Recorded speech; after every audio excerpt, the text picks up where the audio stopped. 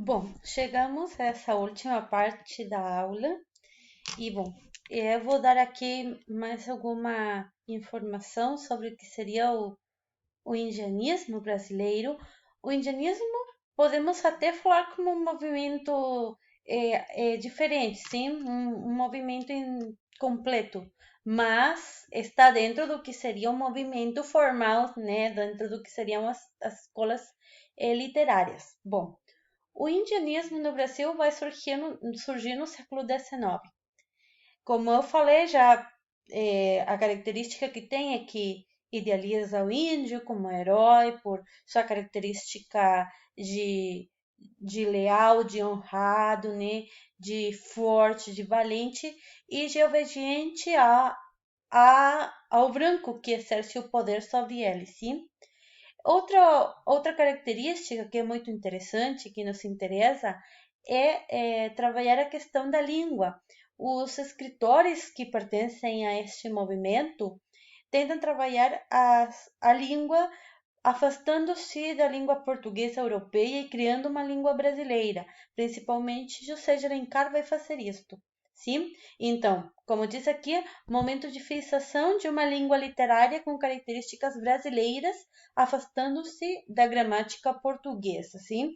Incluso tem o Padre Anchieta que cria o primeiro dicionário tupi-guarani, sim?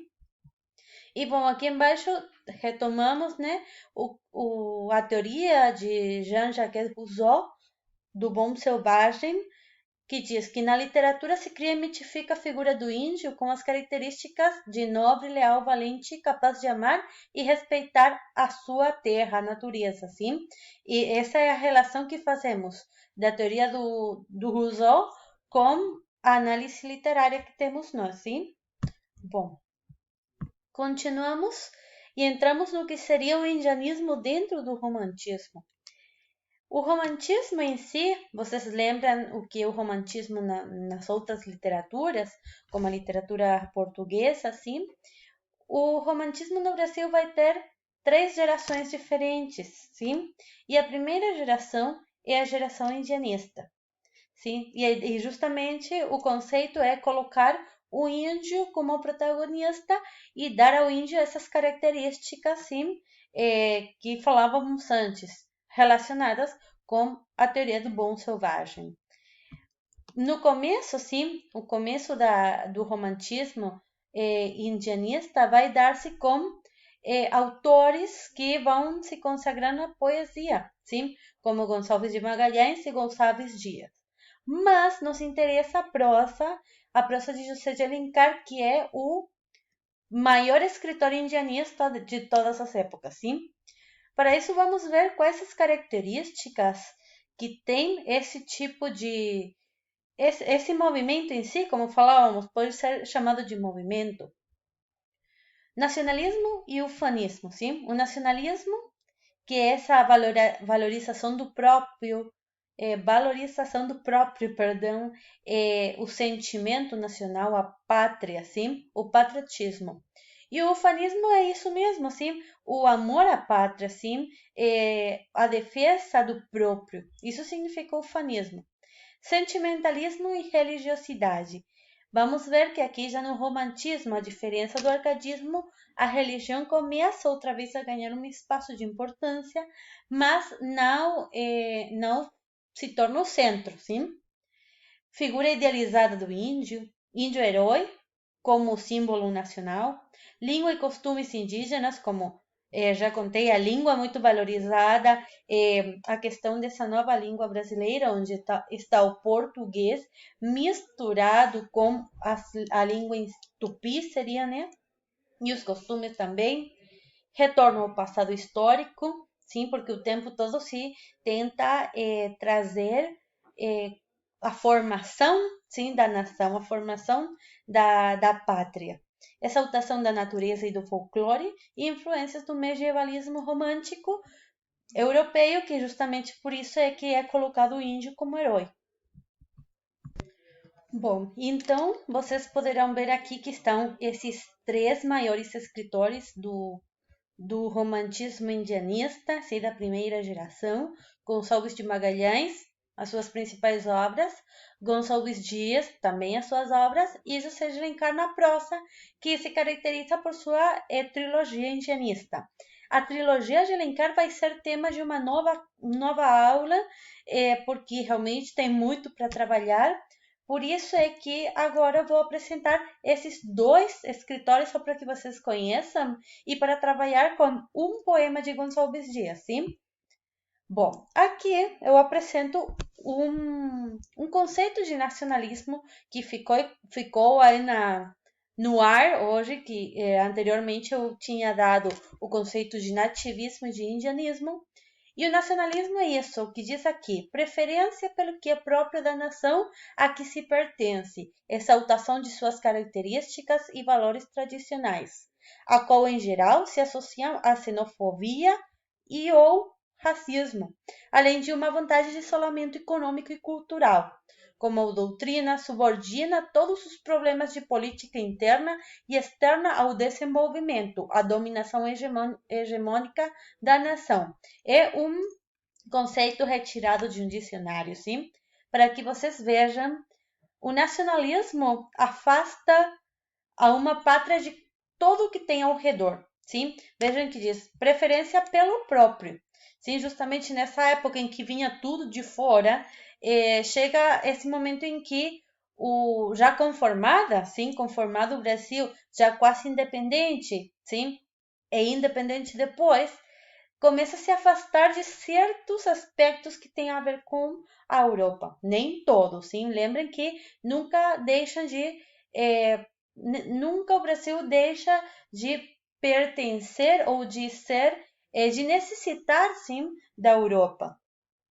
E vejam que aqui é interessante que fala que os valores relacionados com xenofobia, racismo, sim, vontade de isolamento econômico, porque justamente quando surge esse conceito de nacionalismo é que vai também surgir questões como a abolição da escravidão, sim, a assinatura de leis próprias, sim, a Constituição do Brasil. Então, tudo isso tem a ver com uma ideia de nacionalismo, sim?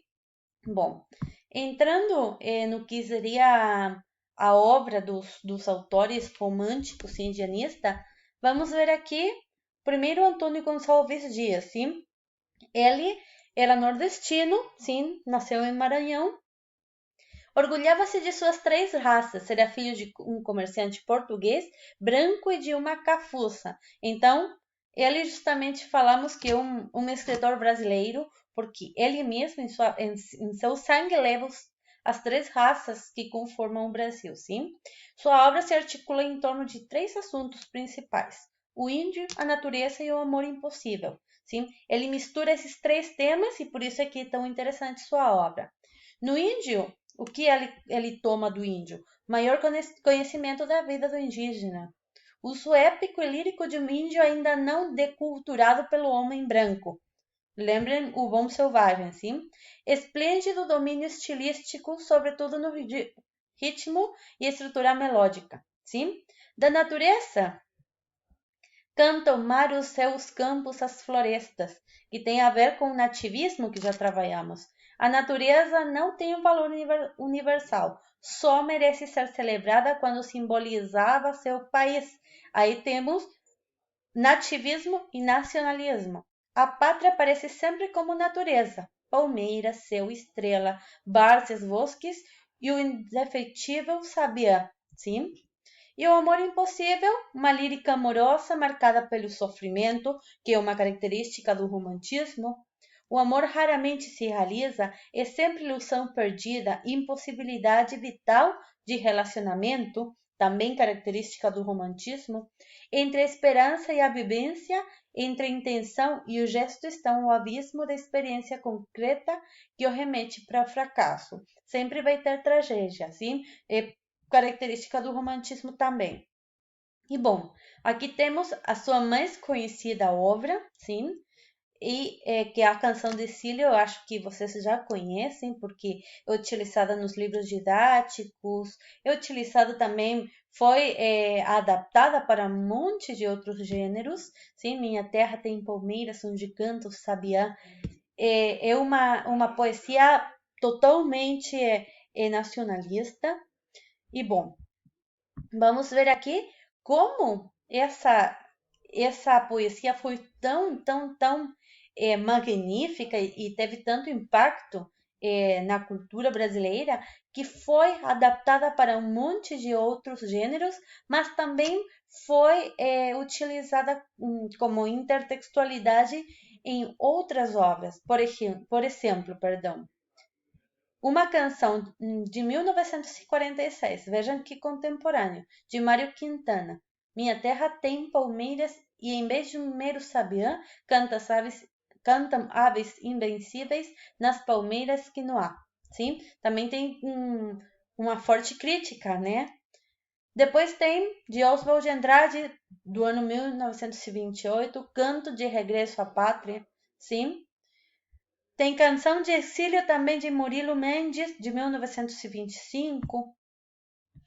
Casimiro de Abreu também faz outra versão da Canção do Exílio, no ano 1855. Carlos Drummond de Andrade coloca nova Canção do Exílio. José Paulo Paes, sim, canção do Exílio facilitada, vejam só. Lá, sabia, papá, maná, sofá, sim, acaba. Sim, é muito contemporâneo. Então, vejam vocês como uma simples poesia teve tanto sucesso para ser retomada, para ser modificada, para ser republicada, sim? E o que tem aqui é um trecho do hino nacional que já trabalhamos, para que vocês vejam também essa relação com a Canção do Exílio, sim? E bom, outra das poesias, e aqui vamos trabalhar, é Ijuca Pirama, de Gonçalves Dias, sim? Ijuca Pirama, que tem, aí vocês podem ver a estrutura. Ijuca Pirama significa o que há de ser morto, sim? Então já podem ver essa força da cultura, da tradição, sim, do costume indígena misturado, né, com as características do romantismo. A história do último descendente da tribo Tupi, feito prisioneiro pelos valentes timbiras. Seu nome retrata a idealização do índio e a exaltação da natureza. Sim? Vocês vão fazer a leitura dessa obra e com isto terminamos a aula. Obrigada e, bom, continuamos pelo grupo de WhatsApp.